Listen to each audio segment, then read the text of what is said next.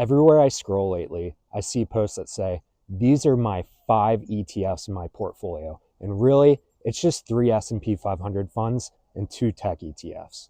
That's not a portfolio. That's just doubling down on the same thing, or really quintupling down on the same thing. Yes, the large cap asset class has crushed it the last 15 years, but the market has a great way of humbling us.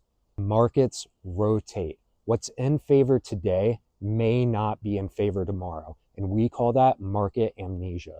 So let's zoom out. There's more than just the S&P 500. So let's take a look at the other asset classes that make up a diversified portfolio and why those asset classes matter.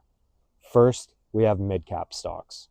These are medium-sized US companies that are often nimble and have growth opportunities that you don't find in the S&P 500. Second, you have small cap funds. These are the younger, up-and-coming players. More volatile, yes, but they've had their seasons. Third, we have international developed funds. Think Japan, UK, Germany. These are established economies that don't always move in lockstep with the US. Fourth, we have the emerging market funds. These are countries like Brazil, India, China. These are not developed economies, but there is growth potential there. Fifth, we have real estate. That's properties or real estate investment trusts, which people refer to as REITs. They can generate income and diverse away from just pure stock exposure. Sixth, we have commodities. This would be oil, gold, agriculture.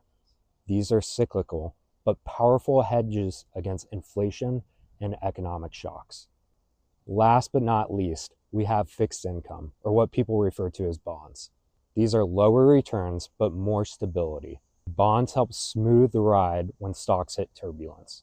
So if your portfolio is just US large cap stocks, you're basically just sailing with one oar.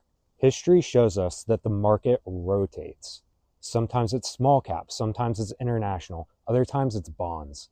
A diversified portfolio gives you exposure to all of it so that you're not betting everything on one part of the market.